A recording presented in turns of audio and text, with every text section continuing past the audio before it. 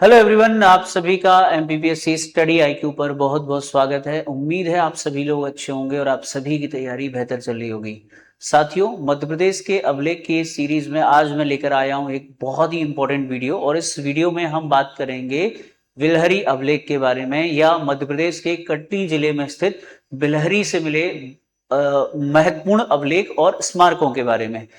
MPPSC prelims में Kalachuri dynasty से एक प्रश्न जरूर पूछा जाता है, और कल्चुरी डायनेस्टी का एक बहुत बड़ा सोर्स है जानकारी का बिलहरी अभिलेख। आइए, तो बिलहरी अभिलेख क्या है और यहाँ से किन किन शासकों के अभिलेख मिले हैं, क्या क्या इंपॉर्टेंट बातें हैं, आइए इस टॉपिक में हम लोग डिस्कस करते हैं। सबसे पहली चीज ये है कि आपको ये बता दूं कि बिलहरी अभिलेख है कहां पर। तो आपको याद रखना है कि बिलहारी, इसे कहीं कहीं बिलहरी और कहीं कहीं बिलहारी कहा जाता है। तो मैं इसे बिलहरी बोल रहा हूं तो आप कंफ्यूज मत हो जाना। बिलहारी अभिलेख मध्य प्रदेश के कटनी जिले में, कहां पर, कटनी जिले में स्थित है, याद रखिएगा। कटनी जिले में ये अभिलेख हमको मिला है, और कटनी जिले में स्थित बिलहारी का जो पुराना नाम हमको देखने को मिलता है वो पुष्पावती नगरी के नाम से देखने को मिलता है। तो दो प्रश्न हो जाएंगे। पहला प्रश्न है किस जिले में स्थित है, कटनी जिले में स्थित है। दूसरा, बिलहारी का प्राचीन नाम क्या है, पुष्पावती नगर। तो दो बातें हो गई यहां याद रखने के लिए। यह अभिलेख मुख्य रूप से किस डायनेस्टी से जुड़ा है, कल्चुरी वंश, यानी त्रिपुरी के कल्चुरी वंश के इतिहास पर प्रकाश डालता है। त्रिपुरी में शासन करने से पहले कल्चुरी वंश की शाखा माहिष्मती में हुआ करती थी। तो याद रखिएगा, ये कल्चुरी वंश की कौन सी, त्रिपुरी शाखा के बारे में पूरा इतिहास हमको बताता है। इसका जो विषय वस्तु है इस अभिलेख में वो क्या क्या है ये भी जान लेते हैं। इसमें कल्चुरी वंश के शासकों की वंशावली, उनकी विजयों, धार्मिक कार्यों का वर्णन है। विशेष रूप से राजा लक्ष्मण राज, याद रखिए लक्ष्मण राज द्वितीय जो कल्चुरी थे उनके बारे में बात चल रही है, द्वारा शिव मंदिर के निर्माण और शैव संप्रदाय को दिए गए संरक्षण का उल्लेख भी मिलता है। यानी इसमें एक और चीज याद रखना है कि जितने भी कल्चुरी शासक थे उन्होंने शैव संप्रदायों को, शैव संतों को संरक्षण दिया, और मुख्यतः ज्यादातर शैव मंदिरों का निर्माण ही करवाया। ऐसा नहीं है कि सिर्फ शैव मंदिर हैं, लेकिन शैव मंदिर ज्यादा मात्रा में हमको देखने को मिले हैं। इसके अलावा एक और इंपॉर्टेंट चीज बिलहरी के बारे में जो मैं आपको बताना चाहूंगा कि बिलहरी गांव के बारे में तो आपको बता दिया। बिलहरी का एक नाम के बारे में और चर्चा करते हैं। एक नाम तो इसका प्राचीन नाम हमको मिलता है पुष्पवती या पुष्पावती मिलता है, जैसा अभी आपको बताया। दूसरा, इसका एक जगह पर एक अभिलेख मिला है हमको, वहां पर इसका जो नाम है वो कुछ और बताया गया है। तो बिलहरी का एक नाम हमको विल्लवापी मिला है। तो मुझे लगता है ये भी एक बहुत अच्छा प्रश्न हो सकता है। हीरालाल याद रखिएगा, हीरालाल ने बिलहरी में प्राप्त एक अभिलेख की ओर संकेत किया है जिसमें विल्लवापी क्या लिखा है, जिसमें विल्लवापी स्थान का उल्लेख मिलता है। उनके अनुसार विल्लवापी क्या है, विल्लवापी जो है वर्तमान बिलहरी गांव का ही प्राचीन नाम था। ठीक है। इसके अलावा ये जो हमारा पुष्पावती है या जो पुष्पवती था, इसे लोग पुष्पवती क्यों कहते हैं, इसमें एक कामंदक महल हमको मिला है, और कामंदक महल से जुड़ी हुई एक कहानी है। उस कहानी पे भी हम चर्चा नहीं करेंगे। तो अभी मुख्यतः आप लोगों ने तीन बातें जानी कि ये कहां पर है, याद रखिएगा मध्य प्रदेश के कटनी जिले में है। दूसरा याद रखिएगा क्या है, पहला पॉइंट हो गया कटनी जिले में। दूसरा, इसका नाम पुष्पवती था। तीसरा, इसका एक नाम विल्लवापी है। क्या है, याद रखिएगा इसका एक नाम विल्लवापी है। तो ये तीन मुख्य बातें अभी आप लोगों ने जानी। इसका प्राचीन नाम पुष्पवती था, ये बात हमको कनिंघम ने बताया, जिन्होंने 1873-74 में इस गांव का जो है भ्रमण किया था। अब हम बात करते हैं बिलहरी से मिले अभिलेखों के बारे में। तो यहां से आपको बहुत अच्छे से पूरे कॉन्सेप्ट को समझना है। एक्चुअली में बिलहरी जो अभिलेख है उससे हमें मुख्यतः, देखिए ये जो बिलहरी अभिलेख है इसमें मुख्यतः हमें कल्चुरी वंश की वंशावली मिलती है। क्या मिलती है, कल्चुरी वंश की हमें वंशावली देखने को मिलती है।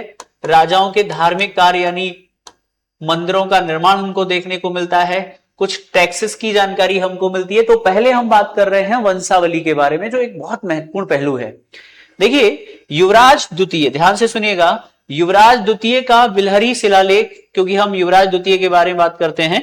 युवराज द्वितीय जो है उन्होंने इस अभिलेख को लिखवाया, और इस अभिलेख में याद रखिए क्या क्या किन किन बातों के बारे में इसकी चर्चा की है। और फिर इसमें लक्ष्मण राज का भी उल्लेख हमको मिलता है 10वीं शताब्दी का। ठीक है। तो इसमें कई शासकों के बारे में जानकारी। आइए सबसे पहले युवराज द्वितीय ने क्या लिखवाया उनके बारे में देखते हैं। ये जो शिलालेख है, बिलहरी का शिलालेख, ये वर्तमान में नागपुर संग्रहालय में सुरक्षित है। अब इसकी भाषा लिपि को भी देख लेते हैं। इसकी भाषा और लिपि देखिए, भाषा संस्कृत है, लिपि नागरी है, याद रखिएगा।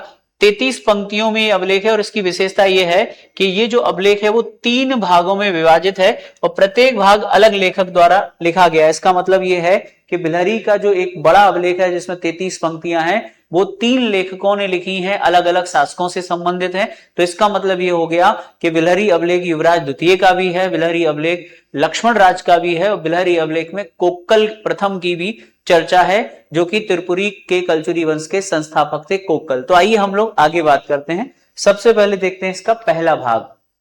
देखिए, बिलहरी का जो पहला अभिलेख है, पहला भाग है, जिस 33 पंक्तियों की हम बात कर रहे हैं, उन 33 पंक्तियों में पहले भाग में क्या लिखा है, ध्यान से सुनना। पहले भाग में इसकी शुरुआत, इस अभिलेख की शुरुआत होती है, प्रारंभ होती है, इसकी शुरुआत होती है शिव और चंद्र की स्तुति थी। उसका कारण क्या है कि जो आपके कलचुरी हैं, याद रखिएगा, कलचुरी जो लोग थे वो कौन है, याद रखिए, कलचुरी जो हैं वो चंद्रवंशी क्षत्रिय थे। कौन से थे? चंद्रवंशी क्षत्रिय थे। और इसके अलावा आपको पता ही होगा कि चंद्रवंशी क्षत्रिय होने के साथ साथ ये जो कलचुरी लोग हैं ये है वंश के वंशज थे। है वंश के क्या थे? वंशज थे। इसका मतलब यह है कि इनके बारे में भी हमको बड़ी ही महत्वपूर्ण जानकारी इस अभिलेख से मिलती है। तो आइए इस अभिलेख को हम बहुत अच्छे से समझते हैं कि इस अभिलेख में क्या क्या हम लोगों को जानकारी मिलती है। तो पहले भाग में क्या क्या है, बहुत ध्यान से सुनना। पहले भाग में शिव और चंद्र से इस अभिलेख की शुरुआत होती है। दूसरा, इसके बाद जैसे ही शिव और चंद्र की स्तुति समाप्त हो जाती है, इसके बाद इसमें केऊर वर्ष की वंशावली का वर्णन मिलता है। केऊर वर्ष विशेषकर कलचुरी वंश के महान शासक युवराज प्रथम के लिए संबोधित किया जाने वाला शब्द है, जिनके दरबार में महान संस्कृत लेखक, महान संस्कृत कवि राजशेखर भी रहते थे। केऊर वर्ष का मतलब क्या है? युवराज प्रथम, याद रखिएगा, किसकी बात हो रही है? युवराज प्रथम की वंशावली का उल्लेख भी हमको देखने को मिलता है। युवराज प्रथम की जो पत्नी है, उनकी पत्नी का नाम था रानी नोहला। रानी नोहला का भी उल्लेख मिलता है। रानी नोहला कौन थी, उनके पिता का नाम क्या था, वो किस वंश की थी? तो केऊर वर्ष यानी युवराज प्रथम के बारे में जानकारी है। दूसरा, रानी नोहला के बारे में जानकारी है। रानी नोहला ने जिस मंदिर का निर्माण करवाया था, उसी मंदिर पर ये अभिलेख लिखा हुआ है, यानी युवराज देव, उनकी पत्नी का नाम क्या था? नोहला देवी। तो इन लोगों के वंशावली के बारे में बताया गया है। ये दोनों कौन थे, इनके बच्चे कौन थे और इनसे पहले वाले शासक कौन थे। ठीक है, अब इसमें इसी अभिलेख में है वंश की उत्पत्ति मैं आपको सिलसिलेवार तरीके से बता रहा हूं। पहले क्या है? शिव और चंद्र की स्तुति है। उसके बाद केऊर वर्ष और नोहला देवी का उल्लेख है। उसके बाद अलग से कुछ जगह छोड़कर, याद रखिएगा, इसमें है वंश की उत्पत्ति के बारे में बताया गया है कि है वंश को चंद्रवंश से उत्पन्न बताया गया है, तभी तो ये कलचुरी चंद्रवंशी हो जाएंगे।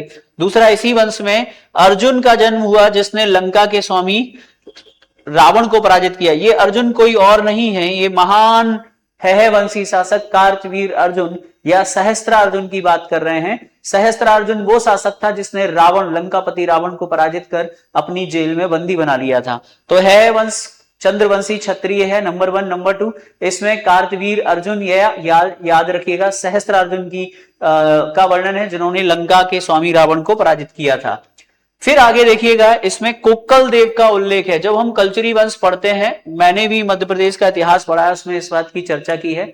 बहुत सारे स्टूडेंट जहां भी पढ़ते हैं उनको पता होगा कि जब हम कोक्कल देव यानी कोक्कल प्रथम की बात करते हैं, जिन्हें हम कलचुरी वंश का संस्थापक मानते हैं, त्रिपुरी की कलचुरी शाखा का वास्तविक संस्थापक कोक्कल देव को माना जाता है। कोक्कल देव के बारे में इस अभिलेख में, बिलहरी अभिलेख में क्या लिखा है, बहुत इंपॉर्टेंट है। अर्जुन के वंशजों में कोक्कल देव प्रथम हुए, याद ही रखिएगा, यही यानी है वंश के वंशजों में एक कोक्कल देव नाम के राजा हुए। और उनके बारे में लिखा है, बिलहरी अभिलेख में लिखा है कि उन्होंने समस्त पृथ्वी को जीतकर, ध्यान से सुनिएगा, उन्होंने समस्त पृथ्वी को जीतकर 2 स्तंभ स्थापित किए, उत्तर में, दक्षिण में कृष्णराज और उत्तर में भोजदेव।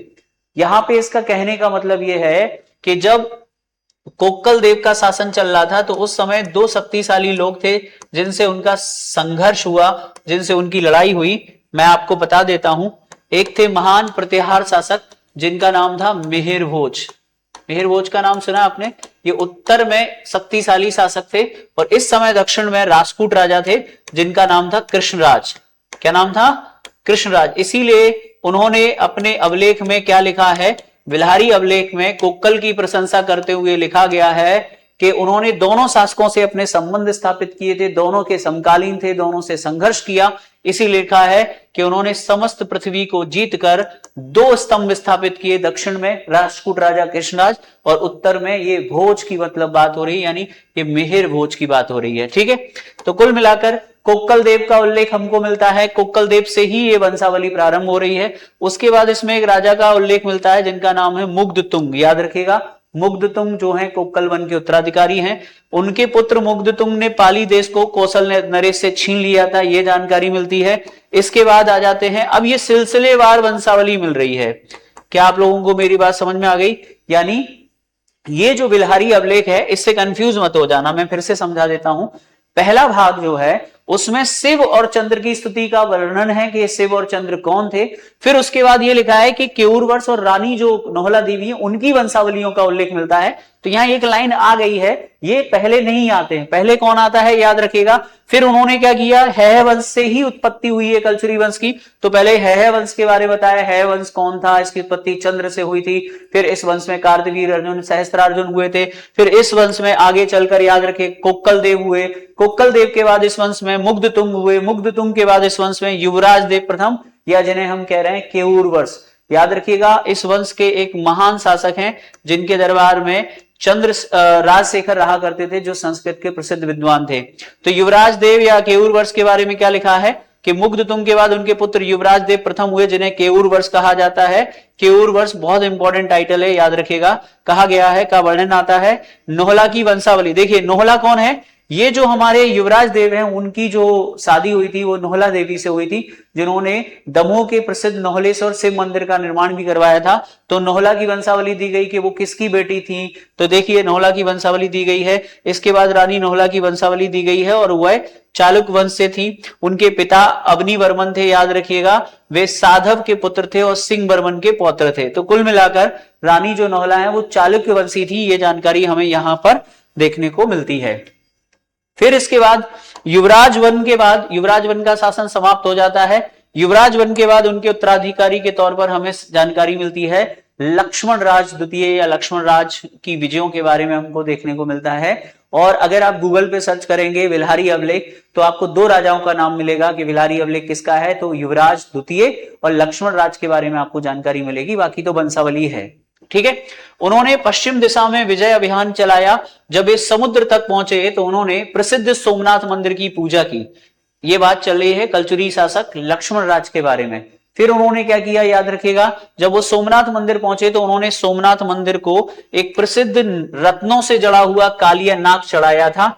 और ये बहुत इंपॉर्टेंट है, एग्जाम में प्री में भी पूछ सकते हैं कि किस कलचुरी शासक ने सोमनाथ मंदिर को रत्नों और स्वर्ण से जड़ित कालिया नाग की प्रतिमा अर्पित की। और ये कालिया नाग की प्रतिमा उन्होंने उड़ीसा के राजा से छीनी थी। यानी जो लक्ष्मण राज द्वितीय कलचुरी शासक है उन्होंने पहले उड़ीसा पर हमला किया, वहां से ये प्रतिमा वो छीन के लाए। फिर उन्होंने गुजरात पर हमला किया, सोमनाथ मंदिर को यह प्रतिमा चढ़ा दी थी। तो लक्ष्मण राज द्वितीय की विजयों का उल्लेख है कि उन्होंने उड़ीसा को जीता था, कौशल नरेश को जीता था और उसके बाद उन्होंने गुजरात पर हमला किया था। तीसरा भाग याद रखिएगा, तो पहले भाग में उत्पत्ति है वंश की, है वंश की, चंद्रवंश की प्रशंसा है, फिर इस वंश के शासकों का उल्लेख है। फिर आ जाइए तीसरा भाग, ये टैक्सेस के बारे में जानकारी देता है। इस भाग में बाजार में व्यापारियों और कारीगरों द्वारा दिए जाने वाले करों का उल्लेख है। ये कर नगद या वस्तु के रूप में दिए जाते थे और इनका उपयोग मठ के हित और वहां रहने वाले के भरण पोषण में किया जाता था। तो कुल मिलाकर इस तरीके से हमको ये पूरी जानकारी मिलती है। ठीक है, यानी तीसरे भाग में टैक्सेस की जानकारी है। पहले भाग में वंश की उत्पत्ति है वंश से हुई है, वंशावली है। दूसरे भाग में क्या है, तो दूसरे भाग में याद रखिए बहुत इंपॉर्टेंट जो हमारे लक्ष्मण राज द्वितीय हैं उनके बारे में बताया गया है। तो तीसरे भाग में जो है टैक्सेस की जानकारी है। और इसके अलावा इस अवलेख में कुछ नगरों की चर्चा की गई है, जिसमें त्रिपुरी है, सौभाग्यपुर है, लवणपुर है, दुर्लभपुर है और विमानपुर है। इन नगरों का नाम भी इस अवलेख में विभिन्न स्थानों पर आया है। मुझे उम्मीद है कि आपको यहां तक समझ में आ गया होगा। इसके बाद इस अवलेख में एक जगह पर लास्ट में राजशेखर की भी प्रशंसा, और ये बहुत इंपॉर्टेंट हो सकता है कि किस अवलेख में राजशेखर का उल्लेख मिलता है। तो क्या लिखा है कि अंत में संस्कृत के प्रसिद्ध कवि राजशेखर का उल्लेख मिलता है। क्यों मिलता है, कहा गया है कि यह प्रशस्ति इतनी उत्कृष्ट थी, इतनी अच्छी लिखी गई थी संस्कृत में कि आश्चर्यचकित कवि राजशेखर ने इसकी प्रशंसा की थी। तो कुल मिलाकर ये जो अभिलेख है बिल्हारी अभिलेख, क्योंकि संस्कृत में लिखा गया है, बहुत अच्छे से लिखा गया था, इसलिए संस्कृत के महान कवि राजशेखर ने इस अभिलेख की प्रशंसा की थी। तो इस तरीके से आपको याद रखना, बिल्हारी अभिलेख का एक सिस्टमेटिक क्रम है और उस क्रम में पहले शिव और चंद्र से इसकी शुरुआत है, फिर उसके बाद इसमें याद रखें है वंश की उत्पत्ति है, फिर कोक्कल की चर्चा है, कोक्कल के बाद युवराज प्रथम की चर्चा है, उसके बाद उनके पुत्र की चर्चा है, लक्ष्मण राज द्वितीय की उपलब्धियों के बारे में बताया गया है, और उसके बाद इसमें टैक्सेस की जानकारी है। अब हम कुछ और बातें यहां पर कर लेते हैं जो बहुत इंपॉर्टेंट हो सकती हैं। देखिए, हम जिस नगरी की बात कर रहे हैं उस नगरी का नाम क्या है? बिल्हारी।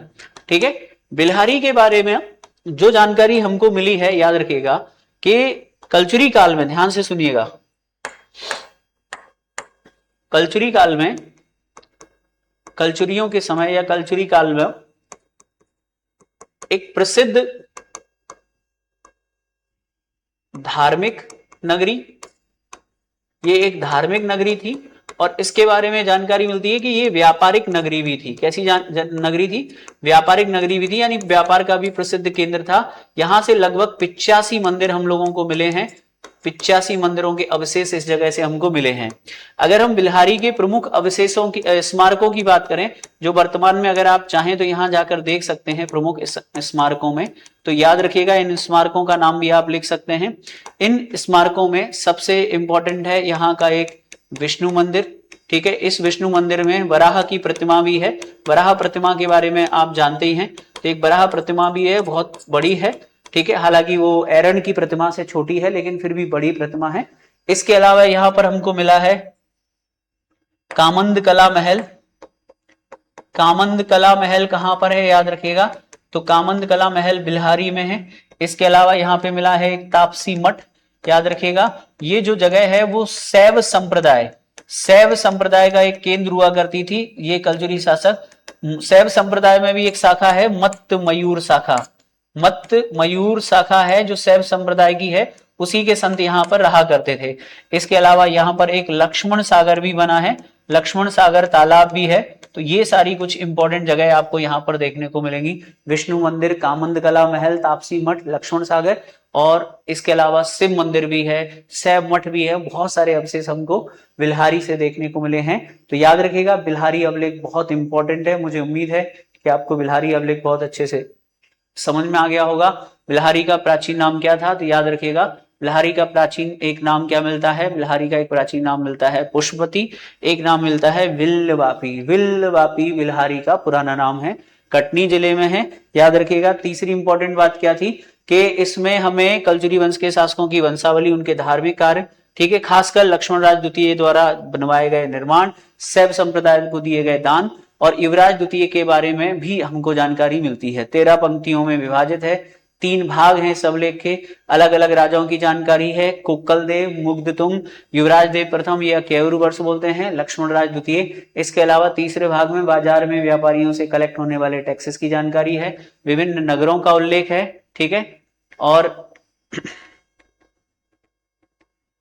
नगरों की चर्चा है, और राजशेखर की भी इसमें क्या की गई है? प्रशंसा की गई है। तो मुझे उम्मीद है कि आपको बिल्हारी अभिलेख बहुत अच्छे से समझ में आ गया होगा। बिल्हारी अभिलेख कलजुरी वंश की एक गौरवशाली इतिहास की जानकारी हमको देता है। मुझे उम्मीद है कि प्रीलिम्स में इससे बनने वाले प्रश्नों को आप आसानी से सॉल्व कर पाएंगे। ठीक है, मिलते हैं कल के वीडियो में, तब तक के लिए जय हिंद, और कमेंट करके बताइएगा ये जानकारी आपको कैसी लगी। Thank you.